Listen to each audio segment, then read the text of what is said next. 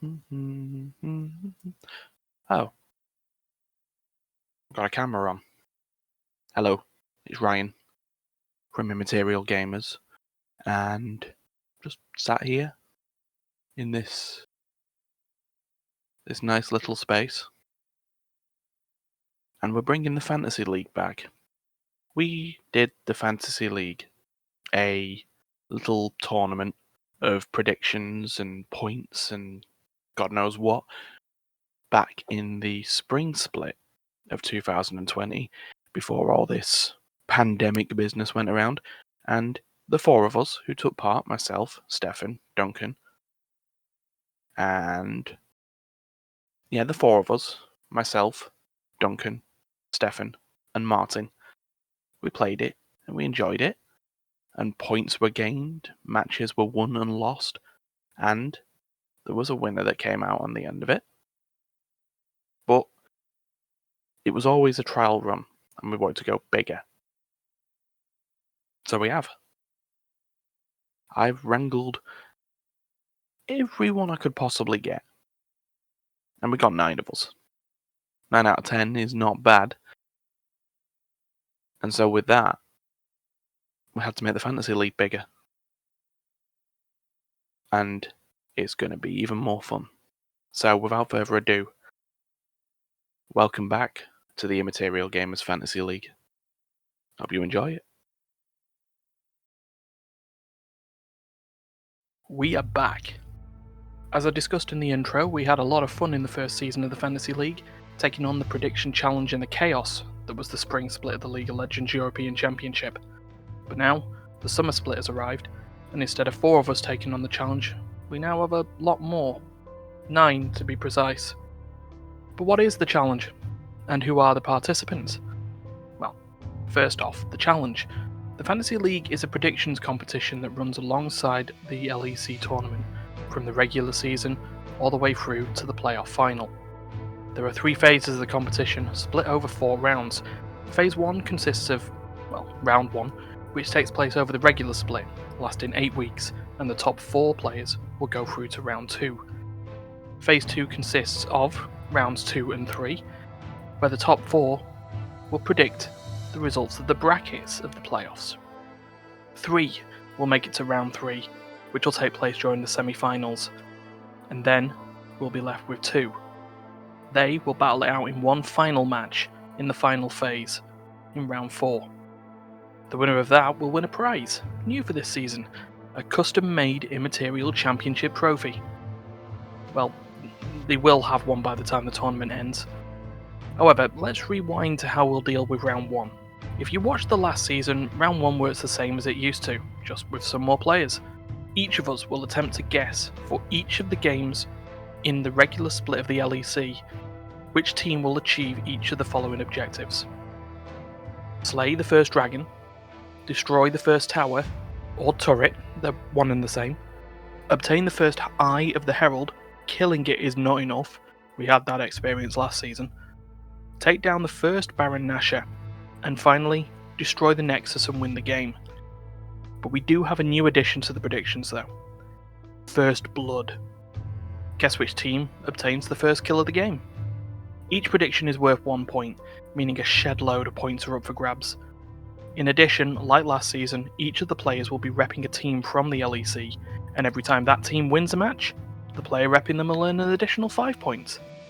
At the end of the 8 weeks, the 4 players with the most combined points will move on to Phase 2. So, who are the participants and what teams did they get? First up, Andrea, repping Team Vitality. Second, D, with SK Gaming. Next up, Darius, repping Misfits. Returning from last season are Duncan, getting Mad Lions, Martin, getting Fnatic, again, myself, Ryan, getting Rogue, and Stefan, who got OG again. Then we got Sapphire, who got XL, and finally, Terry, repping last Splits champions, G2 Esports. So that's the rules, and those are the players. There's nothing left to say other than let the games begin. G2's first match of the tournament was a good one. good opening, as they ended up getting 4 out of the 6 objectives, picking up the tower, the dragon, First Blood, and the overall win. Mad Lions did pick themselves up the Herald, but neither of them decided that the Baron was worth it that game, and just left it to G2 with a 22-5. Team Vitality, after such a crap season last time round, ended up picking up 5 out of the 6 objectives this game. They ended up with the tower, the dragon, the herald, the baron, and the overall win. Schalke turned up, and they did end up picking up First Blood, but that's a small consolation considering the end of the game is to take out the Nexus, which Vitality did 9-3. Schalke ended up sweeping this match. They picked up all 6 of the objectives, and to be fair, it was a pretty dominant performance. As you can see on the replay, they were pretty much comfortable in all the objectives. The kill count may seem closer than it should have been, but let's be honest, it was, as said before, a dominant performance. They won in an 11-all game.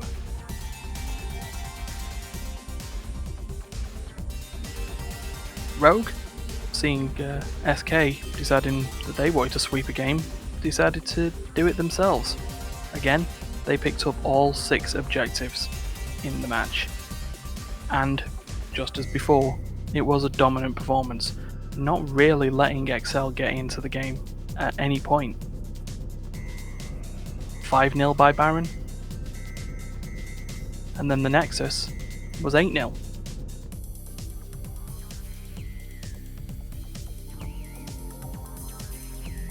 Last game of the was Misfits versus Fnatic, and while Misfits started taking objective after objective, First Blood, then the Dragon, and then a comfortable Herald, it looked like the game was theirs to lose, even taking a tower. But Fnatic started to jump in, and even though Rogue ended up with the Baron, Fnatic recovered and ended up winning the game down 14-15.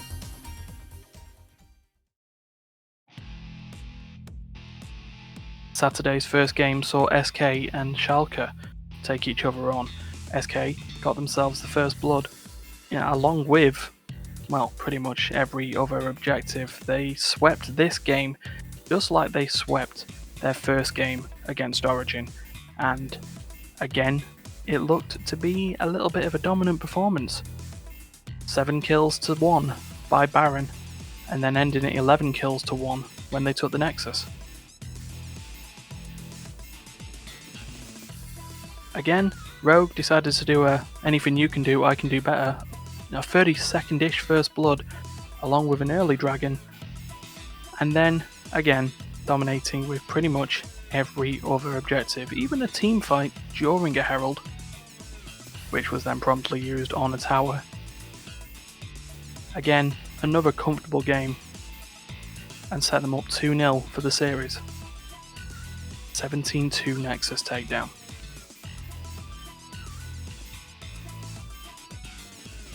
Game 3, and XL and Mad Lions actually split the objectives in this game. XL Esports ended up with the first tower, the first dragon, and the herald, where the latter game objectives ended up Mad's way, including a pretty late First Blood.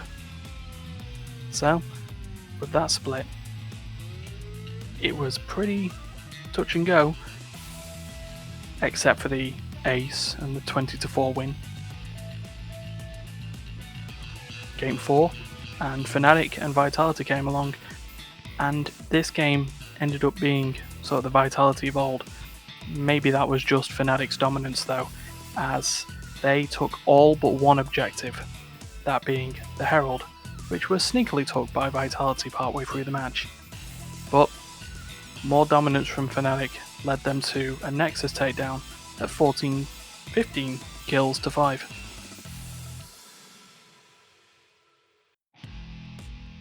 Then, last game of the Saturday, OG versus G2, And, well, G2's dominance from last split really wasn't showing in this game, as they only took the Herald sneakily out of the 6 objectives, OG picking up the Tower, the Dragon, the Baron, the First Blood, and after, good team fights, the win at 14 kills to 4.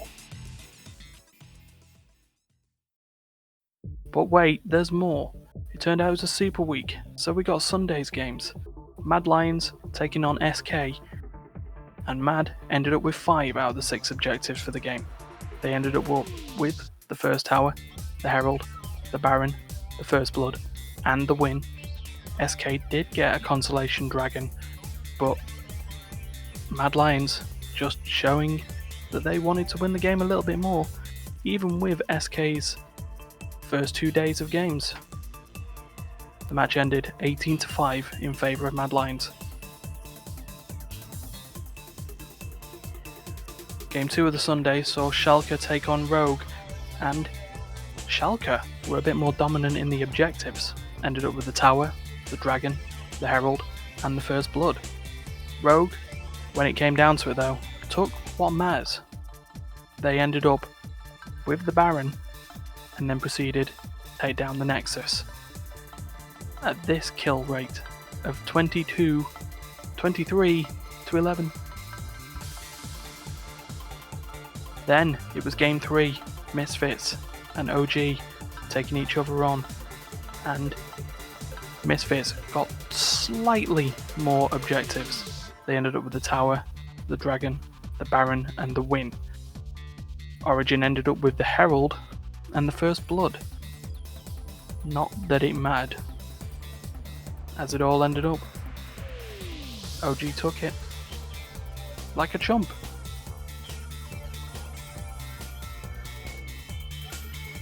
Every tournament needs a shocker game, something that just throws an absolute curveball. This was that game. Vitality dominated G2. They took every objective. They were comfortable all the way throughout the game. G2 didn't really stand a chance, which is shocking to say, I must admit. So yeah, Vitality took the Nexus down 19 kills to 4. And the last game, well, the hosts of the LEC decided to have a dance, but the match, XL versus Fnatic. Fnatic edged out on objectives for this game. They ended up with the Herald, the Baron, First Blood, and the important one, the win. XL ended up with the First Tower, and did get the First Dragon, but didn't really matter. Fnatic, using their teamwork and their years of experience to just show where they want to be, and they ended up remaining undefeated as well. Nexus down 12-3. So, here are the standings after week 1. It's pretty close, down at the bottom and at the top. Terry just being gauged out by Stefan and Sapphire at 42 and 41 points respectively. And then Darius, and then myself at 53 points. But the top 4, Duncan at 55, Andrea at 58, Martin at 60, but leading by a solitary point is D. But that's just 1 week, and that was the Super Week. How will the rest of the season fare? Find out next week on the Fantasy League.